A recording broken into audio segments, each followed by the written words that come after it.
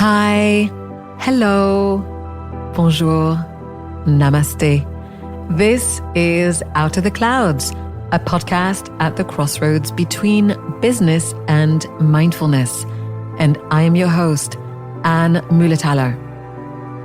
So today, my guest is Nina Runsdorf. Nina is an exceptionally talented creative based in New York City, and she is at the head of her eponymous brand, which she launched in 2005 after creating her trademark design, the flip ring. Nina and I have known each other for about 11 years now, and I have been supporting her as a consultant in her business for about 3 years. So it's fair to say that we know each other really well, especially since we have traveled together. Remember that time when we could do that? It was an absolute pleasure and a different kind of exercise to interview someone whose story I know relatively well. But, as in anything, when we spend time listening to each other, interesting things pop up. So I hope you'll enjoy our conversation as much as I enjoyed it. And without further ado, I give you Nina Runsdorf. Nina, hi. Welcome to Out of the Clouds. Thank you for being my guest today. Thank you for having me. I feel so honored to be part of your podcast, Anne. So we obviously know each other pretty well. I like to invite my guests to tell their story sort of very freely and pick up wherever they want. So Nina, maybe you can start by telling our listeners who you are and what you do and where you come from. Of course, I would love to. So I was born in New York City of two parents that were also born in New York City. And when I was 8 years old, my parents decided to drop out of the New York lifestyle and moved my sister, brother, and I to a farm in upstate New York, where we were raised until I went to university. A few things that I really love about my childhood is that because I was born in New York City, I never lost the connection with New York. But I was also raised in the country, and I was raised around, trees and plants and gardening, and very, very normal to me. I mean, maybe to a person not growing up in the country, it's not normal. But I always say that my childhood made me always have 2 feet on the ground. I had a very balanced childhood. And because of that, I think it gives me a lot of inner strength. Growing up in the country and just being around nature has been a huge inspiration in my life and part of who I am. I always say I'm a farm girl, although I'm, in the luxury jewelry business. But I also always say never take anything too seriously as long as it's not hurting anybody else. And I think that transpires into the motto of my brand, never too precious to wear. When I was growing up, my mother used to say, go out and play with your sister and brother. And I would be like, can we buy the magazine at the local grocery store? Because I used to sit and tear fashion and accessories from a very early age. So when I was around 10 or 11, my mother saw that I loved to work with my hands. And so she put a jewelry bench in the kitchen of our farmhouse where we were allowed to watch a half an hour of TV a day, which was always I Love Lucy because it was so funny. And then at night, I would make jewelry, my sister would read, my brother would play with his chemistry set, and it was a very, very normal childhood. We weren't on the computer. We didn't have the ability to have cell phones and computers in those years, although I'm dating myself. And so I think that's why I'm so grounded. I also think having parents that loved artists, musicians, architect, even though we lived in New York, the president of the Met had a country house nearby, or my mother's best friend was a very famous potter, or we would have people coming to visit who were always sculptors. So from a very early age, I was really involved in art. Not so much fashion, although my mother, when I was growing up, also had a fashion company called Ula. And so I really was brought up with art and fashion all around me from the beginning. So that's kind of who I am, I guess. So actually, that reminds me, your mother is friends with quite a few famous artists, and I believe that there's some really fun group texts in your family. Can you share anything around that? Yeah, sure. My father was actually really, really friendly with a very famous artist, and he would go to his studio and he would sit and they would go to the garbage dump together. But now, because my father's gone, passed away, my mother's kind of taken over the handle of the Instagram, and just on every single post of anybody that we know, famous or not famous, she's writing to them like crazy. That is quite fabulous. Actually, I think it's great that we are on her, because I remember you telling me before, has been a major influence in your life. First and foremost, because she identified your talent or your desire to make things with your hands when you were a child. Tell me about how she made that choice to put that jewelry bench in the kitchen. Well, I think, when you grow up in the country, but you're also from the city, my parents didn't want me going to the local pub and hanging out. So what they did was they gave us opportunities to grow and to mold who we are as people. So one of them for me was jewelry. The other one for me was a big horseback rider. So was my sister, and we both competed until we went to university. So we treated it as if it was a job, not as a hobby. And I think that's the same with the jewelry. It was treated as a job, not a hobby. We were taught to get up out of bed, make our beds, empty our garbages, clean the stalls with the horses. We were brought up with a lot of different rules so that we realized what was important and not. And so becoming a good rider, being able to work as hard as you can, made us realize that when you work hard, you can really accomplish anything. Or, with the jewelry, designing a line of jewelry at 11 that my two daughters say is relevant now, which I'm not so sure, but, somebody else can judge. I say it's relevant. I've seen it. I think it's fantastic. Watch out, world. Watch out, world. Can you tell me about what that was as an experience for you to make that for the first time? Did you find it easy? How did it come to you?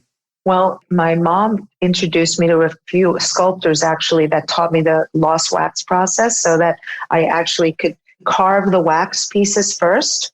And then we would bring them to New York because we didn't have a casting company in upstate. And then we would bring them here, cast them. Then I had my own polishing wheel, my own solder machine. Like I really learned to make jewelry from beginning to end.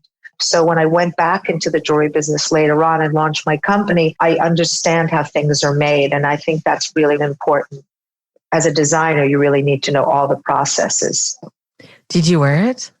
Of course I wore it. In fact, I just a couple of weeks ago had to travel and I wore the silver jewelry so that I wouldn't have to bring fancy things with me. And it felt good.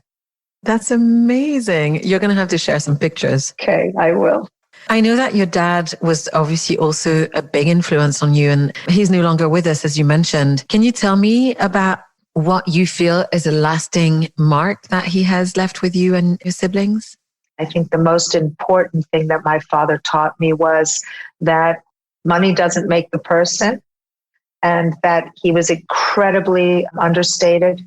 He never wore anything with a label. He really preferred farming and doing things like being in the country than being like a Wall Streeter. He was very entrepreneurial. When we were children, he worked in television. He had an editing company. Everybody in our family played an instrument. So my father was the trombone. He had a great love of music, as does my mother, who plays the piano. I played the clarinet, my sister the flute, and my brother started with the saxophone and ended up with the French horn. So we were like our own little walking band. Oh, man. So pretty cool. So he also taught us the love of music. He was incredibly kind. He loved people from all different stations. It didn't matter how much money you had. He was a very, very kind person. And so I think the balance between my mother and my father was a very, very good one for me. He sounds like a beautiful person. Beautiful. Thanks so much for sharing that.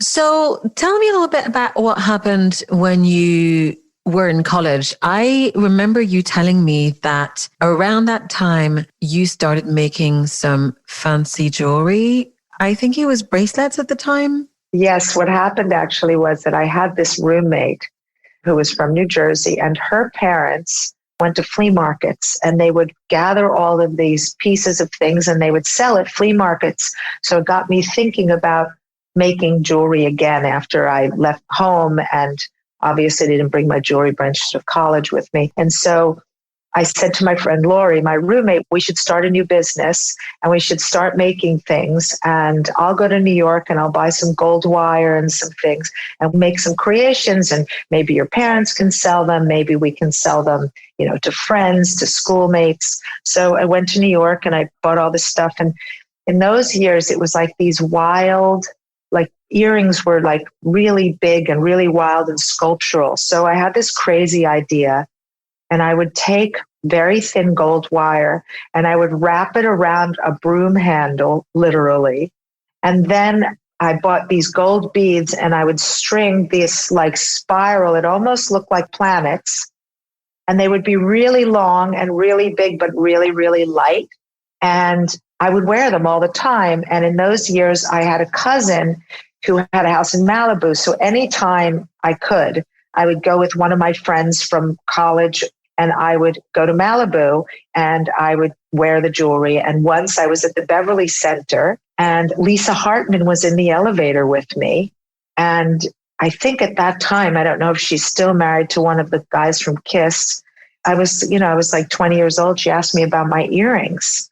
And then she was like my first client. And I started making earrings and sending them to people like Lisa Hartman. And it was really hysterical. And then we would make things and Lori and I would sell things to our classmates at university. And so we kept going with that for 4 years and would just make jewelry and sell it. We had our little, cash side business going there. I mean, that's very smart of you. I appreciate that. I remember you telling me a few weeks ago that you're an earrings first company. And now I can just, I can see the link back all the way to your big wire earrings. That's amazing. It's really true story. But I do love now also, I really love big rings. At the moment, you can see I'm into layering emerald pieces. I kind of go through phases in my life where I change, and I change my accessories and my handbag and my shoes every single day. I don't wear the same. Handbag, shoes, coat, every day I change.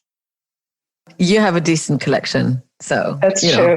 You have to make the most of what you have. But I think also, to me, dressing is a form of artistry. Yeah, it's self-expression. Exactly. I always feel that way. You're in college, you're leaving, you've been selling jewelry for a few years. Next thing you know, you are launching a company with your sister. Yes. My sister Anne graduated the year before I did. She's 13 or 14 months older than I am. She graduated Colgate, moved to New York, got a job, was working, I can't remember for who, some television station or something. And I came to New York and I said to my sister, you know what?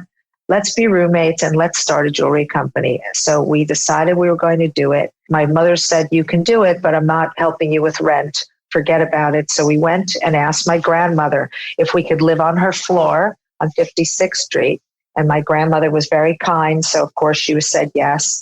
And so my sister and I would literally, we would go to 47th Street. We would buy jewelry. And in those years, things were more like Austrian crystals and, watch pins and all these crazy things that we could make with glue. You didn't really need to solder, or, string beads, which I have a collection that my mother just sent me of Austrian crystals and things she saved over the years. And then we would literally have jewelry parties at my grandmother's house, like Tupperware, and make enough cash to make the next piece of jewelry. How we slept at my grandmother's, we had these really thin mattresses that were very, very light. And in the night, we would pull them out of the closet and lay them on the den floor, sleep like that. And in the morning, we would push them back into the closet so my grandmother would feel like we weren't there. So we did that for a number of years. And then one day, my mother said, you should really try to take your samples and sell them to a store, not just privately. So she said, in those years, you could either go to Bergdorf Goodman and go to the counter, or go to, what was the store on Fifth Avenue that was so famous? Bendel's? Bendel's. They have a line where as a new designer, you could wait online at Bendel's. And so we went to Bendel's. The line was crazy long. So I said to my sister, let's just go to Bergdorf's and show the people at the counter. And lo and behold, we went. We showed the first watch pin that we made. And Bergdorf's bought it and they put it in their catalog, and they were our first retail store. And that went on for a few years. And then one day, my mother felt that we were sleeping too late. And she called, and it was like 10:30, 11. She told us we were lazy, still living at my grandmother's. And she pulled the plug and wouldn't help pay for samples. So she said, go get a real job. My sister landed a job with Telemundo, Spanish television company. And I landed a job at Ralph Lauren. I love that story of how you got that job at Ralph Lauren. Would you tell us how that happened? Sure. You know, my favorite outfit in the 80s, in the early 80s, was 501 jean Levi's, cowboy boots always from being at the farm, a white t-shirt and a blue blazer. In those days, that was like the outfit. I really want to see a picture of that. And then when we were kids, there was a Ralph Lauren outlet in Albany, New York. So my mother used to take us, and we would buy whenever we could, or they would give us for Hanukkah or whatever, a backpack from Ralph Lauren or whatever, something that, because we were obsessed with this man that had a company that was based on a horse because we were horseback riders. So we had this crazy connection with the Ralph Lauren brand. And my mother bought for me a Ralph Lauren backpack, a really large one. And I used to wear it on my back. And 72nd Street Rhinelander had opened. And I said, you know, I'm going to go shopping. I want to look at Ralph Lauren men's blazers because I was dying to have a tweed jacket to wear, even though I couldn't afford to buy one there. I figured if I saw one, I could send pictures to my mother. She could go to the outlet and see if she could find it. So I went to Ralph Lauren and I was all dressed in my outfit. And I went to the men's department and I started trying on blazers. And a gentleman came up and he asked me my name, and his name was Richard Shinto. And he was the manager of the women's floor. And he asked me what I did for a living. And I said I was looking for a job. And he ushered me to the fourth floor, sat me down, and started to interview me. And I was beside myself because my dream was to work for Ralph Lauren. And so he, asked me what I wanted, and I kind of named, I had a lot of chutzpah, and I named my price, and I walked out of there with a job offer. And it was as a salesperson for the women's floor, which used to be on I believe, the third floor of Ralph Lauren on the Rhinelander side. And Richard would be my boss. And I remember running to the corner where there was a payphone on 71st and Madison and calling my mother and saying, you're not going to believe it, I landed a job with Ralph Lauren.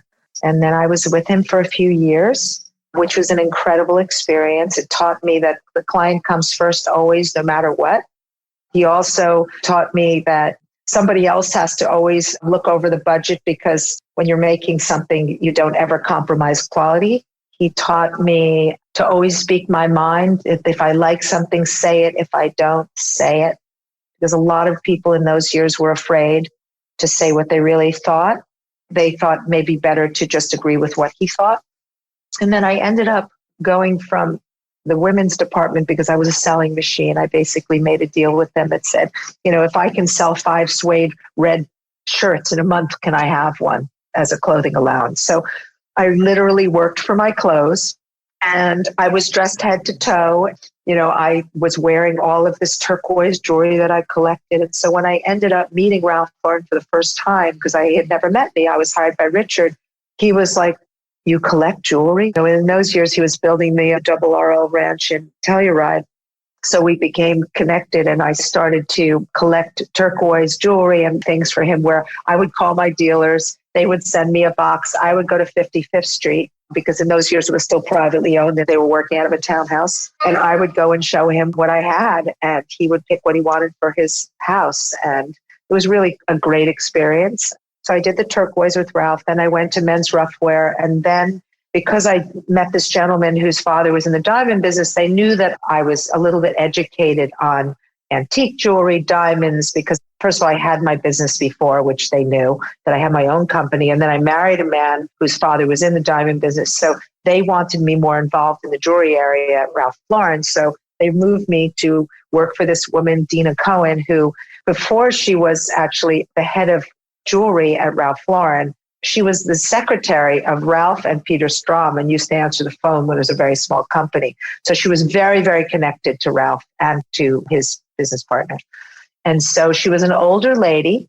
She was Jewish, and she took me under her wing. And she really taught me so many things and was really tough on me. And it was tough love. I learned a tremendous amount from Dina. I was making these bracelets out of the blue that she asked me to make as gifts for 3 people. And she gave the gifts to these 3 people, and I didn't know who they were. And one was Tasha Polizzi, who was, I believe, the design director or creative director for Ralph Lauren for a million years, who had just left and gone to work for Banana Republic as creative director. And she opened the box and said, who made this bracelet? I would like her to do accessories for Banana Republic. And so Dina introduced me to Tasha. I went for an interview, and then Tasha introduced me to Mickey Drexler, and we met, and we just were like, we got along like a house on fire, Mickey and I, and he hired me on the spot. And so I ended up leaving Ralph Lauren and going to work for Mickey. They were both mentors to me, but I would say even more Mickey than Ralph. I was with Banana Republic for two and a half years as accessories director for the brand. What kind of stuff were you making for them at the time? Well, they were changing the brand from what it was, which was safari, to more sophisticated. So I was trying to take the design team into like a new look.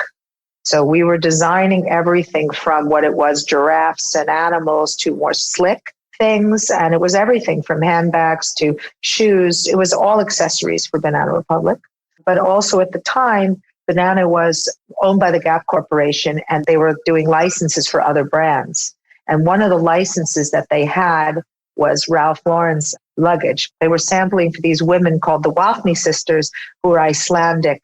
They were the people that had the license for Ralph Lauren, gift with purchase. So they did all, it was a gift with purchase company where Ralph would go to them and say, we need a gift with purchase for the perfume we're giving, blah, blah, blah. So they did it with many, many brands. And they were these 3 Icelandic sisters that their dream was to create a brand that was a lifestyle brand. And so through me making samples at Banana for Wafney, there was a woman, Erin, who really believed in my talent, introduced me to the 3 Wafney sisters, and they asked me if I could come to work for them and create a brand that was a lifestyle brand. And so they hired me away from Banana Republic, from the Gap Corporation, and I went to work for the 3 sisters. And for 10 years, I was fashion director for this brand. And literally, I went around the world to the Hardy Reels in London, and they were making private label. Barbara was making private label waders and coats for me. All the button factories in those years, even Hermes was making their buttons. I was making the buttons. And it was really an all-inclusive. We did hot air balloons. I was fashion director, so I oversaw every aspect of the design process of every single category. That's a big job.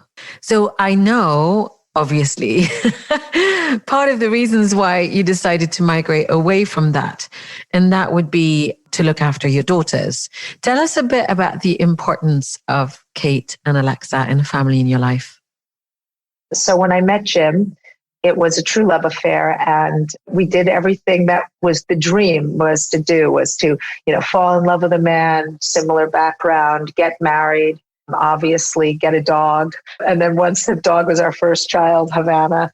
And then when I was at the Wafneys, I always say there's 24 hours in a day, but we were working 30 hours a day. I mean, it was just insanity.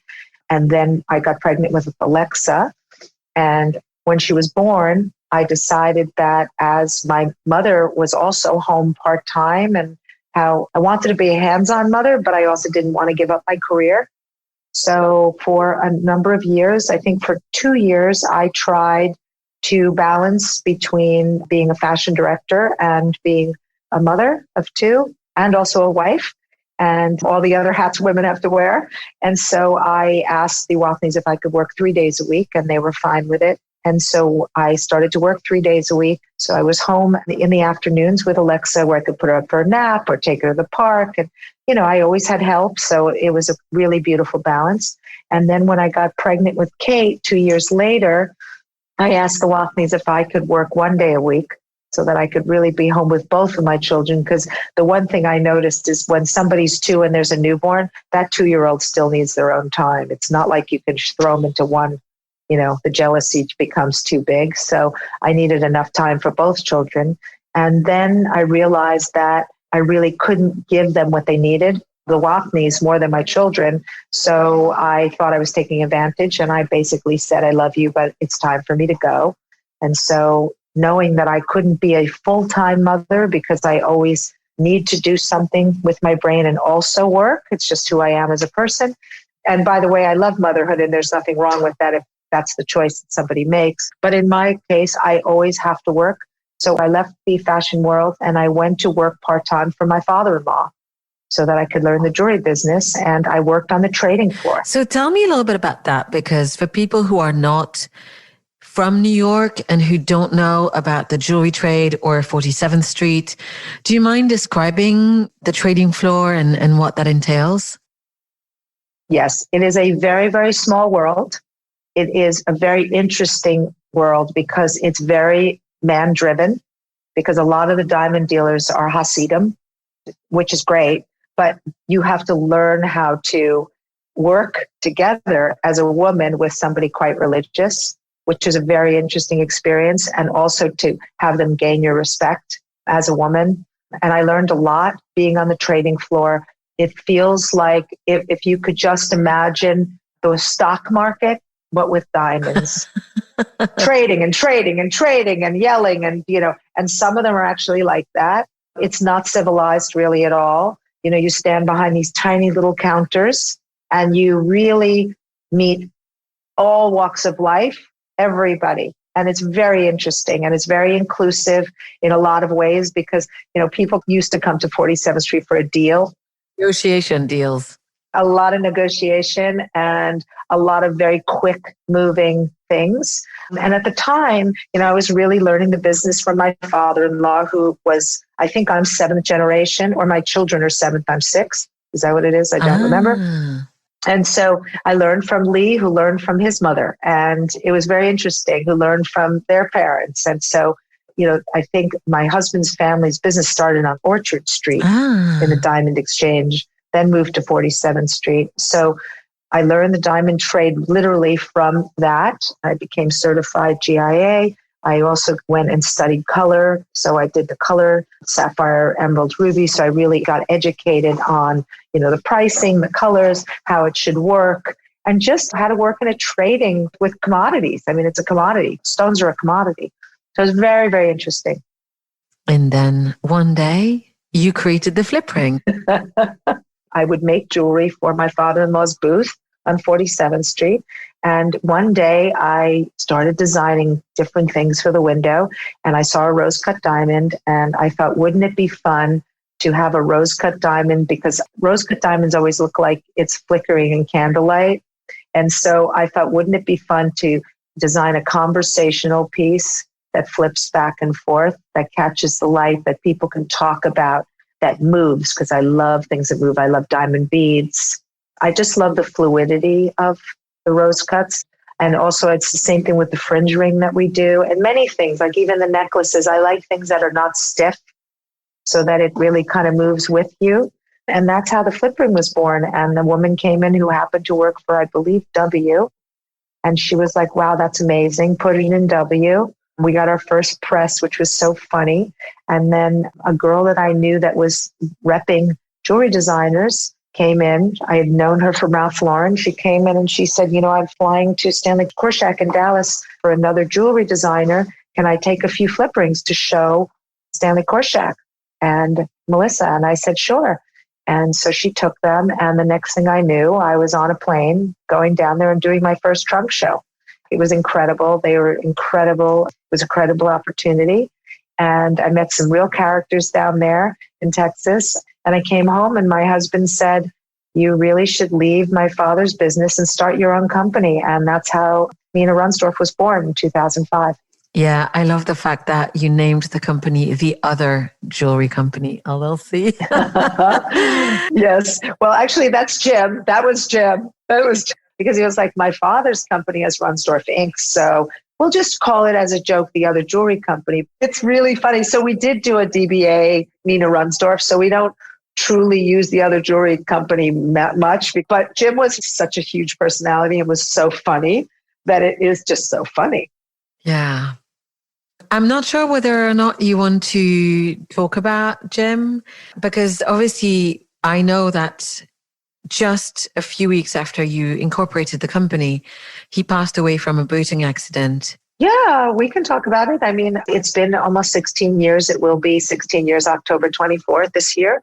It has been an incredible journey. I know a lot of people tend to make people sound better than they were when they pass away. But the truth is about Jim was he was an incredible, incredible man, a great father, funny, smart, gregarious, totally believed in who I was as a person. I used to say, I can't decide who loves me more, Jim or my mother. Literally. It's like Enid or Jim. Like, I'm not quite sure. And he really would call me 10 times a day to tell me how much he loved me. And he would just say, I love you, and he'd hang up the phone. Like, that's craziness, but also supportive and believed in me. And really is the reason that I started the brand, because I didn't have the confidence that he saw in me. He saw something in me that was much different than I see in myself. And I always say, it's hard to imagine or understand why these things happen. But I do say that he gave me the platform to be who I am supposed to be for the rest of my life. And he gave me two incredible daughters who are just beyond extraordinary humans. And so I'm incredibly grateful for the life that I had with him and the life that I have now. So what a beautiful legacy. Yeah. So there you were with a brand new company and two girls and on your own. How did you make it work? I think that it goes back to my childhood. I didn't realize how strong I was. And that's when I say my feet are planted very securely on the ground. And somehow I had the strength to get up every morning. My mother slept in my bed with me for about 6 months. And finally I said to Mom, we have to wean and you've got to go home. I swear, the Jewish mother that she is, she literally slept in my bed to the point where I was like, Mom, it's time. You need to go home. So it was about 6 months, and I got up every morning and I put the girls on the school bus. I think they saved me in a lot of ways, because I realized that I had to be strong for them and be normal and make their life as normal as possible. So after 1 week after his death, where we went to the country and we slept in the same bed, the girls and I said, we're going back to New York in 1 week. You have to be sleeping in your own beds. I'll sleep with you in your bed. I had gone to a therapist. My girls went to therapy. And I just went back into life as if it was okay. And somehow, with the people that I had working for me and just the strength and also the support from my family and friends, I was able to just, keep going, put one foot in front of the other with a smile on my face. So somehow, yeah.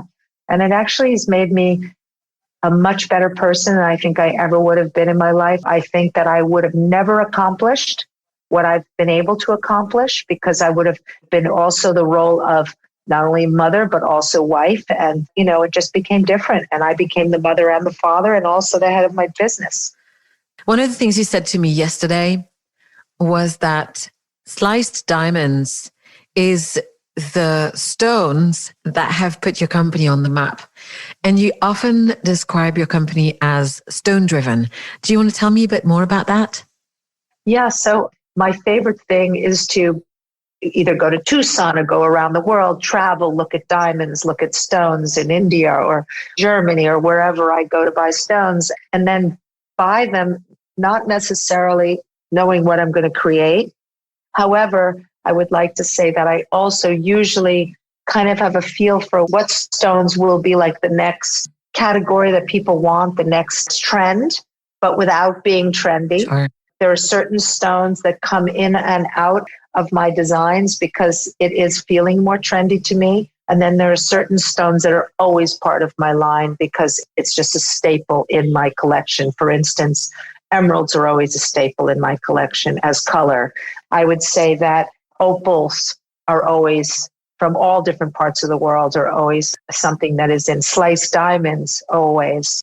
Rose cuts, beads, gray diamonds. And then I would say that, different stones like aquas and more semi-precious depending on what we're doing with the flip, or if I feel pearls are a category for the season, I can go in to design a capsule collection for what will go with fashion. And then there's a collection of what I really believe is really the brand pillars, I guess. So where did you discover sliced diamonds for the first time? Where were you? Were you in India? Were you in New York? Such a crazy thing. The first time I ever saw my first pair of sliced diamonds were loose.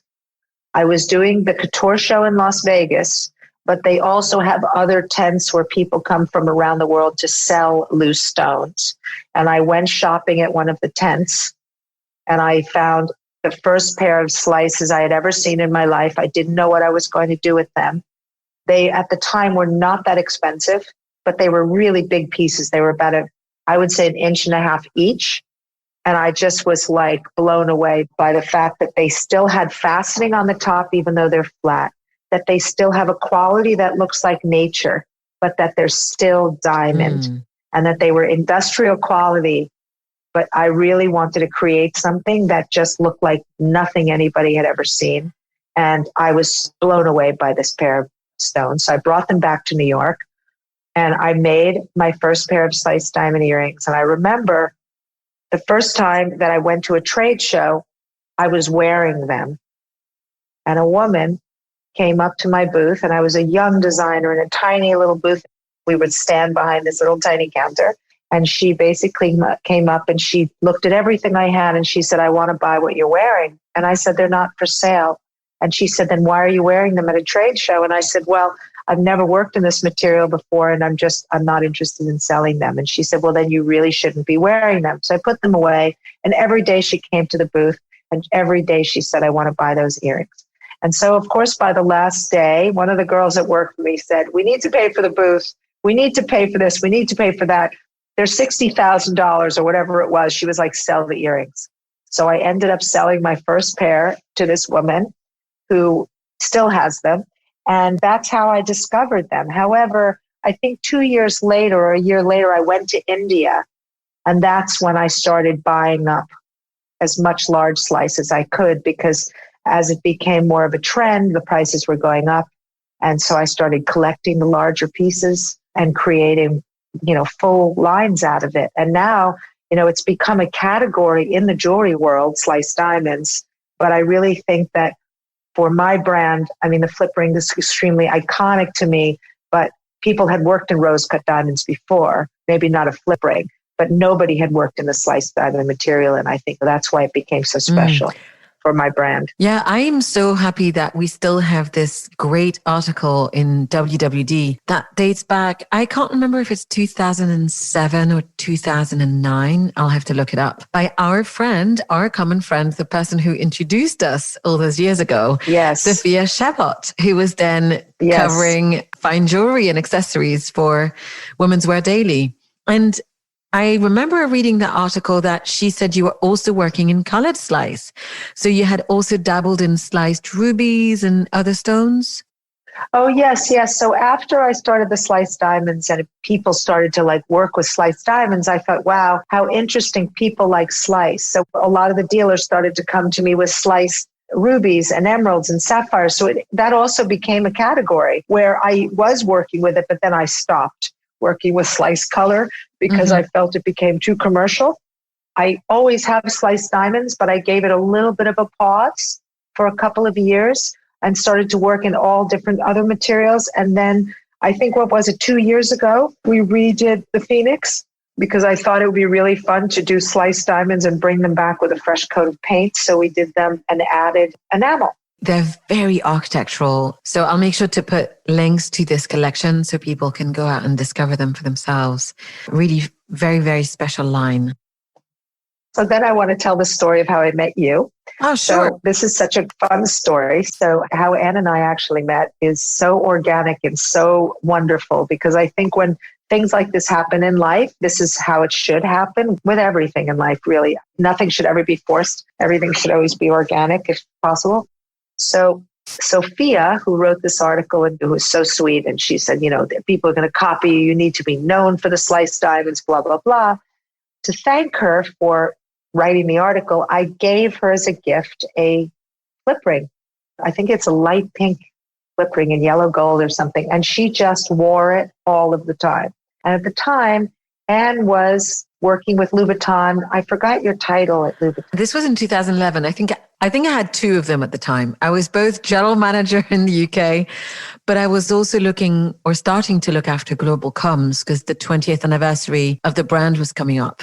Right, that's what it was. And they were sitting across from each other at Saks Fifth Avenue at a board meeting for Louboutin and Saks. And Anne just kept looking at Sophia's ring saying, "Oh, what's that?" So after, she tells the story that after the meeting, she said to Sophia, "Okay, great, but I just want to know where'd you get your ring?" So, right? Tell the story. So I think it was the meeting of the minds, because I need to say the meeting was really boring. Okay, that's fine. It was 10 years ago. It's up to you. No one was owning the meeting. And then Sophia, me and her, it was like lightning at the table. There was a spark. And then after, I couldn't take my eyes off her hand. Talk about a conversation piece. I mean, my attention was really entirely on the ring. And shiny things, they capture your attention. And I just didn't expect that she would say, "Oh, do you want to meet the designer?" I didn't know what to say. And I don't know why I said yes. I had really little time. I was visiting from London. I was there for work. But I know you weren't far away. And she was like, "Yes, around the corner." We were like literally across the street. Exactly. And you walked in and you're like, "Wait, why aren't you showing your jewelry at Net-a-Porter? Why aren't you at Matches Fashion? Why aren't you here? Why aren't you there?" And I said, "Well, I don't know. I don't really have a line. I just have a lot of jewelry." And you started to make phone calls. Do you remember? Next thing I knew, I was on a plane. I was going to visit Allison. I was going to visit Matches. Now I'm in Matches. Now I'm in Net-a-Porter. I have no structure for it, but the jewelry is everywhere. And so that's how we met, right? Yeah. And then I was waiting for you to start your own company so that you could come and help me. So, It's amazing. And here we are. You know what's really funny as well? When I was in Los Angeles on a work trip, I bought a really simple but beautiful bracelet in rose gold with a sliced diamond. And I didn't even know what it was. Oh. And so I think that when I got into your showroom back then, I realized that this was something that I really had a lot of appreciation for, but I'd never looked it up. I wasn't particularly interested in jewelry, to be fair. And so there was a sort of a recognition of a material that I'd already fallen in love with 2 or 3 years prior. For me, there was something exotic and mysterious about the organic nature of these other diamonds. But actually, that's a really nice transition, because I wanted you to tell me about what is special about organic diamonds or rough diamonds. I don't feel like a lot of people know about rough diamonds. And yet I find them mesmerizing. Yeah. I think the thing is that most people that are educated or know about diamonds know about white diamonds. Obviously, some maybe know about yellow, blue, all the precious colors that were considered precious. But what's happened over the years is that a lot of people want to wear bling without it looking like bling. And I think that part of the icy diamond, the gray diamond, the rough diamond, even the sliced diamond, it gives somebody the opportunity to wear something in a much more casual way. So you can wear a gray diamond bead ring where a white diamond might look much flashier than a gray. It just has a different feel. It's more like, I always say it looks like Cucinelli colors, like the brand, or, nice. Like a Cucinelli kind of color. It's got that grayish feel that doesn't hit you over the head, but you're like, wow, what is that? It's so shiny and precious. And I think that's what I love about it, that they don't look like headlights. Sure. That's also why I love old diamonds. I love European cut. I love old mine diamonds for the same reason. Mm-hmm. Rose cut diamonds. They're bling without being bling. So that's kind of matching your brand motto, right? Yes, never too precious to wear. Never too precious to wear. And I honestly feel the same way with my bags, with my shoes. Like, I never believe that you need to cover your furniture or take your shoes off. Like, we need to live our lives. I mean, and listen, with COVID, you really don't know what's going to happen the day after tomorrow, or you might be walking across the street and something happens. And so I think you have to live every day to the fullest. You have to live your life, and you have to love what you have and appreciate it, but live with it and enjoy it. Yeah. Because what's a sense of owning things that you don't wear or enjoy? Yeah, I appreciate that. But I was thinking about it earlier today. We were talking with one of my colleagues about the nature of your collections. And I think that a lot of people put their jewelry in a safe exactly because of what you said. They don't feel like they have the right occasions to wear it because it looks so blingy. Fancy. So I think that you are part, I would say, of a different generation of jewelers that use stunning stones and beautiful settings. But the products that you create are easy for people to wear. They don't look like they're dripping in jewelry. I always use this big diamond pendant that I made on a long chain. Even though it's almost $1 million necklace, you feel like you can wear it with a t-shirt. I want my jewelry to always be approachable and incredibly wearable. To wear, I always say t-shirt and jeans or a ball gown, like, and it can go in either direction. Because otherwise, with our lives, the way we move, and, a lot of the time we go from thing to thing, right? You might change your shoes to put a high heel on, but you might not want to change your jewelry. You want to wear what you wear all day into the evening. So I want to always be able to layer that, which I find so important. And of course, believe me, I love a good pair of diamond chandeliers for evening. We make that as well, but the whole idea is never too precious to wear. And you can wear it at any time, in any place, and not feel that you're overdressed. Sure. I mean, I wish our listeners could see what you've layered around your neck just this minute, because she's wearing some amazing emeralds. And guess what? She is wearing them with a white t-shirt. Yeah. And jeans. Oh, there you go. Yeah. Living the life. True to yourself. That's the other thing. Always be true to yourself. So tell me, about, 4 or 5 years ago, you decided to open an atelier on the Upper East Side, and you chose to make the shopping experience private. Can you tell me a little bit about your thinking around that? It might sound silly, but I am my own client. And because I'm my own client, and also because I think I was in fashion and I was a fashion director for many years, I have like an instinctive feeling of what's happening next. And whether that's color or what stones to use or what the jewelry should look like. So I designed for myself. So being my own client, I would walk into department stores and I would be like, I don't want to do this anymore. I really don't like it anymore. I stopped even going to Bergdorf's. And of course, I would go to Barney's because it always felt a little more boutique. But I would really go to the stores of the brands instead of multi, because everything felt like too big a machine. Everything became too commercial. And even online, I was very careful not to oversaturate. And I wanted to have a much more private experience. And I noticed that when I was going to certain stores, and stores that are multi-brand, but very, very specialized, and I know their taste, and I know that they're going to show me things that I'm going to like, and that it feels that I know that the person that's selling it to me. It was about a different way of selling. It was about having a connection with the person. And so I wanted to create that feeling where, welcome to my living room, welcome to my home. And so we pulled out of really all of the big department stores and stayed only in specialty, where I felt that they were giving a similar feeling to their client as we give at the atelier. And I brought it upstairs because I felt that a lot of people that also buy jewelry don't necessarily want to buy it in front of other people. They want privacy. And, privacy is a huge luxury. As you know, it's probably the biggest luxury of life now. And so we created this wonderful place where people can come, hang out, feel free to have a glass of wine if it's evening, chat, have lunch, not necessarily buy, whatever.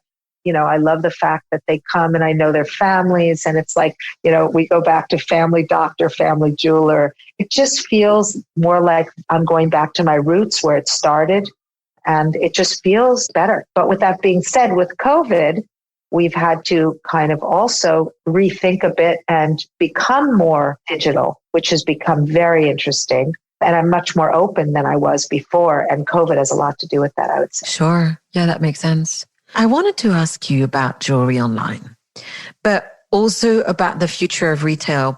How do you imagine retail in general evolving? Because you said to me, so many stores have closed in New York City, right? And we know that this is true about lots and lots of places. Whether we talk about Milan, Paris, a lot of retailers have been very deeply hurt. So do you think retail can bounce back? I think it can bounce back to a point. I think that a lot of people are so tired and so starving to get out that I have a feeling that when people feel comfortable going and shopping, they will go back to the stores. But I also do feel that in our industry and also at a certain level of not only sales, but a certain level of merchandise, I think that the stores who will survive the best are the stores like Just One Eye and Saranella and people that the owners know their clients so well. I still think that the more private way of selling will always be better, including online, because I feel that what happens, what I'm noticing online is that if the client knows the brand, then it doesn't matter the price point, they'll buy it online because they trust it. So once a client knows the brand, I do believe that e-commerce, it is as easy or a Zoom call, because we're doing a lot of that now, right? I think it's going to depend a lot on the brand and people's trust. Yeah, I was discussing this with another client only a couple of days ago, in building legitimacy with your followers, with the people who are interested in the product you sell, building that sense of trust, the next frontier for a lot of people. And I see it already because my private clientele base is exactly that. I mean, they literally will call me and say, can you pick something for me to give my wife? Or, what's the next thing that I should own? So I think that will transpire into any platform if the client knows the brand. Yeah. That I think is the most important thing. And we've seen it where we weren't on e-commerce as much as we ever were before because I was in a way against being too commercial. Now we're on a lot of e-commerce, but we also are very careful not to overlap the one-of-a-kind pieces. They still have to look special. And that's also super important, not to overexpose. Oh, absolutely. Now let's switch things up a little bit.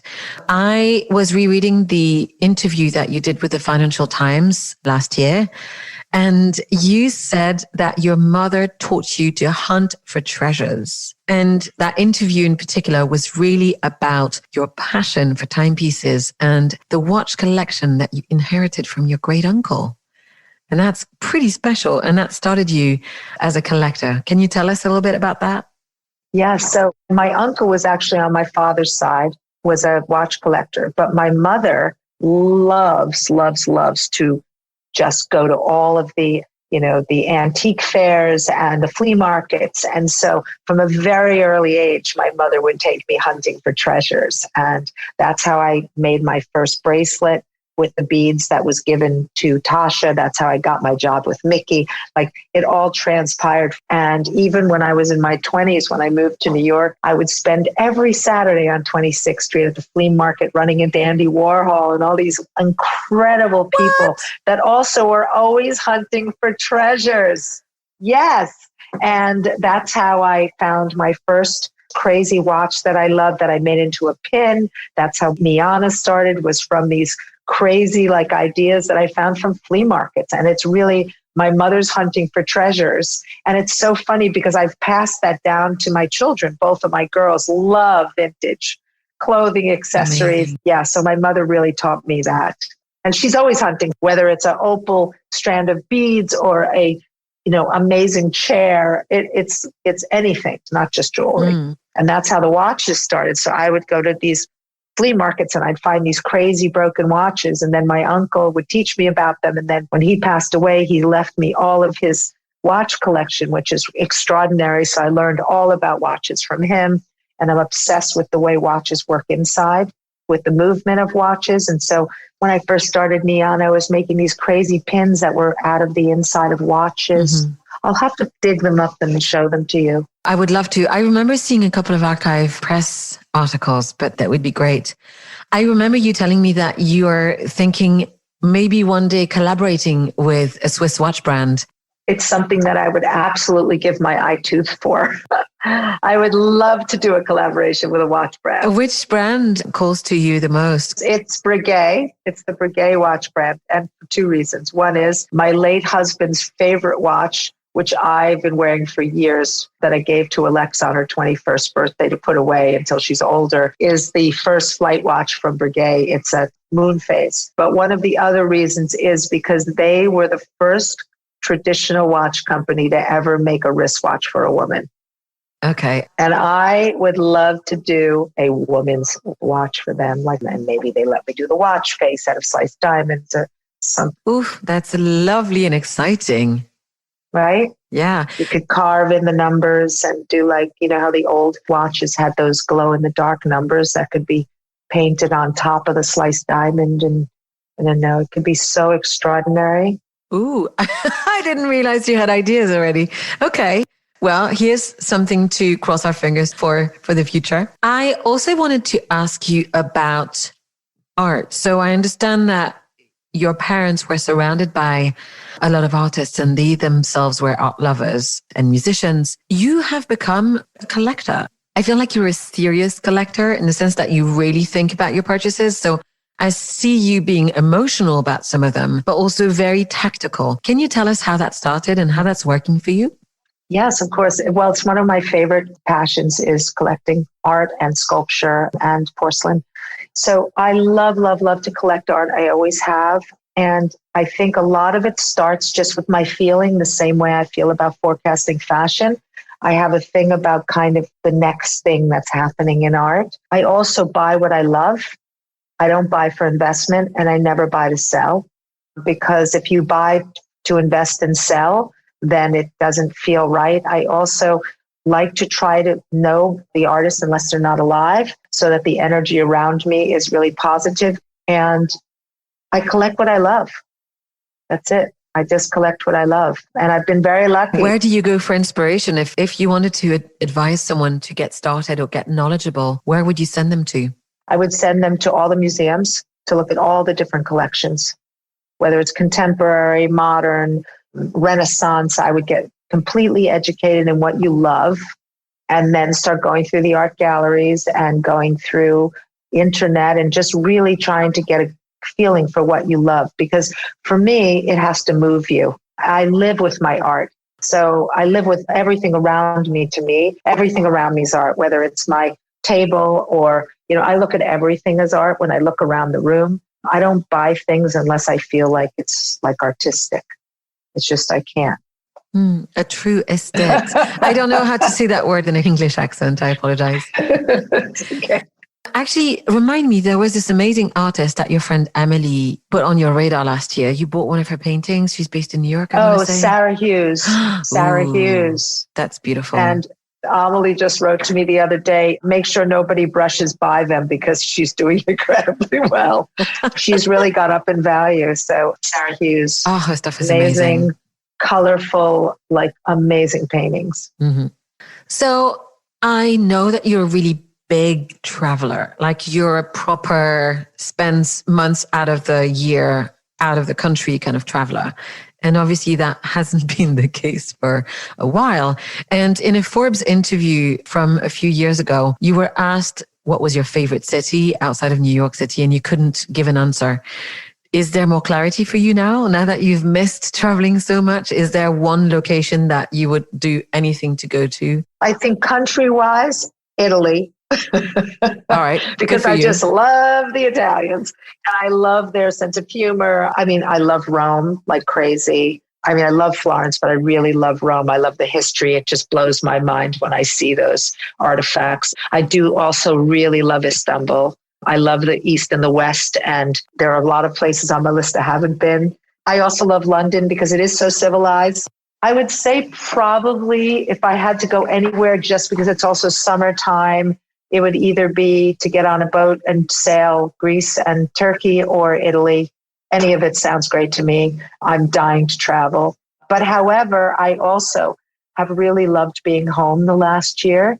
And what it's taught me is I feel more grounded like I did when I was a kid because I haven't been traveling and I've really built my life here. which I hadn't done in a lot of years. So it's a very interesting time. I don't need to rush to go anywhere. I pray that very soon all of Europe is opened and healed so that we can enjoy each other everywhere in the world. I mean, I love the Middle East. I can't wait to go back. I want to go to Mongolia. I want to go to Vietnam. I have so many things on my list. Amazing. Yeah, I love to travel. I think it's super inspirational to meet other cultures, other people, see other architecture, art. I mean, everything. So the food, everything. I could not agree with you more, and especially about the food and the people. I know that some of your most loyal clients love your style as much as they love your jewelry. And I was rereading the cover. There was a really lovely line from the writer, which I don't think I'd ever read the article before. She was saying, we're simply waiting for the day where we hopefully learn to be even half as chic as Nina. So, oh my goodness. I didn't read that either. Wow, that's very nice. She's very sweet. So I'd love for you to tell me about your story in style. Have you ever had a fashion faux pas? Oh, I'm sure I have. I don't know. I mean, I haven't seen any yet. I'm trying to think. I mean, I don't. You need to call your mother or your sister. You might have to. I don't think of myself the way she thinks of me. So I don't look at myself as this chic person. I am who I am. I'm me. So whatever that means, I'm my own worst critic, truthfully. So I'm hard on myself. I'm trying to think. I remember, what's my biggest fashion faux pas? I wouldn't say it's fashion, but I did see some fantastic images from the 80s where you had a fabulous hairdo. Can you believe how big my hair was? No, not crazy, quite. Right? Oh my goodness. I had such curly hair. Yeah. So funny. But is there anyone in particular you would love to dress? I mean, and when I say dress, really, we're talking about jewelry. Well, I think it also depends on which piece of jewelry. For like my big pendant, of course, I want Beyonce to wear it because I feel like I made it for Beyonce. Okay. Oh, you did? So that's like, I mean, who else would wear that? J-Lo. Like that. J-Lo would do a good J-Lo job. Could do it. I love J-Lo. Both women with splendid cleavage. So, yeah. I think that what we could end on before I ask you a few of my closing questions is you often speak about wanting to have a line that really spans across generations. Can you talk to me a little bit about that and how you're going about it today in your brand as the way that it's set up? So a few years ago, actually, because you had asked, we had only made the flip ring for years in diamond because we always wanted to keep the design super elevated. And I guess a few years ago, I forgot when it was, but you and I made a decision to make it semi-precious, which would make it not just more wearable, because even the diamond one is wearable, but more approachable for younger generation. We added a mini size because my two daughters wanted flip rings and they were too young to wear something flamboyant, big, and flashy. So I wanted them to have mini ones. And then I think the first collection that I ever designed to span the generations, even though we made flip rings in smaller versions, was the artist collection. So to take the flip collection, but to do it in enamel with no diamonds to make it really approachable. And now we're adding even little stackable necklaces, little charm earrings. One of the reasons is that my older daughter came to work in the business during COVID. She lost her position at a design company. And so she started to work in this company. And because of that, I think we are even going to span the generations more, which I'm super excited about. I also think what's really important is that the mother can buy for their daughter as well, right? Or the grandmother can buy for their granddaughter. Or the whole idea about the brand is that it is never too precious to wear, but it should span generations. And it has enough fashion, but it's still classic. So it's like a modern classic design.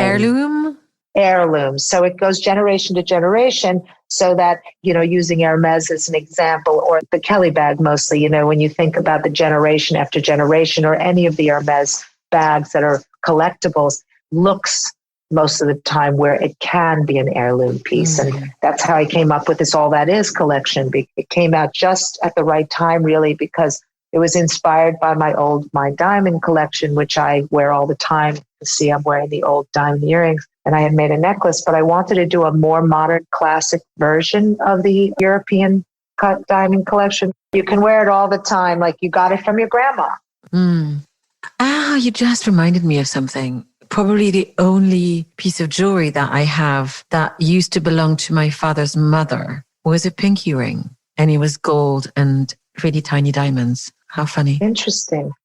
Actually, I forgot to ask you, can you tell us about your love of pinky rings and how you decided to create that 2-carat pinky? 3-carat. 3-carat. Pinky ring. Oh, man. So, I'm a strong believer in engagement rings. If you get engaged, married, want a diamond on your left hand, on your ring finger. But I always wanted to create a diamond ring that I could wear, that I would from myself, like that I could wear for myself, from myself. So the diamond pinky ring from the All That Is collection was kind of born because I wanted to wear a large diamond for myself. And really, when you wear it on your pinky, it doesn't mean that somebody gave it to you. It doesn't mean that it's a marriage ring. It doesn't have anything to do with the relationship with anybody but yourself. And so I love, love, love the idea of a diamond pinky ring on your left hand. I also wear a pinky ring on my right hand, but that's my initials and with my grandmother's diamond band behind it. Yeah. So I've an obsession with pinky rings. I think they're super fashionable and chic. I was never a big fan, and I feel convinced, but I think that happened to me when I saw that mini khaki green flip ring that you did. Oh, that you use as a little pinky. Mini flip. And you know what? The medium flip ring as a pinky ring is so chic, and you can pile it with stuff and put a pinky ring on front of it, and it just moves and it's cool. Yeah, people really need to see the stack of rings that you've got going on today as you're talking to me. I'll make sure that we have a few images. So, quick fire questions. The first one is, I'd love to know about an act of kindness that has impacted you in your life. Maybe this is too intimate and I don't know, but when I remember the first time that I put my children on the school bus after my husband passed away, his father came to the school bus and hugged me and said to me that they want me to go on with my life and they want me to be happy and they want me to meet somebody. That was an incredible act of kindness. Thanks so much for sharing that. Now, what did you want to be when you were a little girl? An Olympic horseback rider, which my mother said, absolutely not, you're going to college. So that's what happened there. But I really did. Either that or in fashion. I wanted to either be an Olympic horseback rider or work for Ralph Lauren. Those are my two dreams. That's good. Well, you achieved one of them. I got one of them, exactly. If you could say something to yourself, like if you could send your young self a message, what would it be? Love yourself, love thyself, and don't be so hard on yourself. Wise words. Hard to learn, but wise words. What book is next to your bed, or what book do you have on your desk? What book do I have now, or what book I love Catcher in the Rye. I know it's a classic. The Ferragamos gave me the book on his father. I love those types of stories. I love the book on the Cartiers. That's such an inspiration to me. I would say that's probably one of my favorites that I've just read. And to finish, my favorite question, what brings you happiness? Well, what brings me happiness is watching my children be happy, love, beautiful weather, being free to be who you are, trusting yourself. I love being loved and loving others. I would say that probably is what makes me happiest. Designing, jewelry. I love traveling once we can again, being outside in the country, being at the beach, being at peace with myself, I would say. That's lovely. I believe Ganesh said that last week, being at peace with myself. You did? Yeah, that's so funny. That's funny. But I think that if you can find peace within yourself, we've learned so much with this pandemic and I know I've learned so much tremendously about myself and others because you really become more aware of everything around you, that I feel even more connected than I've ever felt in my life. I feel closer to my childhood than I've ever felt before. And I think part of it also is because I've spent so much time in the country because we had to move out of the city. I feel like I've gone back to my roots in a lot of ways. Thank you so much, Nina. That was such a beautiful conversation. And I love the fact I learned some new things about your life and stories. There is a part of me that felt like I knew it all, but clearly that's not the case. We still have to find a picture of one of your fashion faux pas. So feel free to put me in touch with your sister. I think Kate is the one that has all the photos. Yes. And she'll embarrass me terribly. So ask Katie. Kate has all the photos. So thank you so much for your time. Thank you. I feel so honored, Anne. Thank you for interviewing me. I will put links to everything that we've talked about so people will be able to find visuals of what we described in our conversation. People can find you online at ninarunsdorf.com and on Instagram at Nina Runsdorf Jewellery. But again, I will put all of that in the show notes. Thank you so much. Thanks again to Nina for being my guest on the show today. You can find out all about her on her website, ninarunsdorf.com, or you can find her on Instagram at Nina Runsdorf Jewellery. Links are, of course, included in the show notes, especially the ones for you to discover Nina's latest collections. So that's it for this episode. Thank you again for listening, and I hope you'll join me again next time. Our theme music is by Connor Heffernan. The artwork is by Brian Ponto, and special thanks to Pete and Joel for editing and sound. You can soon find all of my episodes, I promise, and find out more about my projects at annevmuhlethaler.com. Please sign up to receive updates. Also, you can follow the show on Instagram @_outoftheclouds. If you can, if you're so inclined, I would love it if you would rate and review the show on iTunes. Now, until next time, be well, be safe, remember the hand washing, remember the mask, the social distancing, all of that good stuff.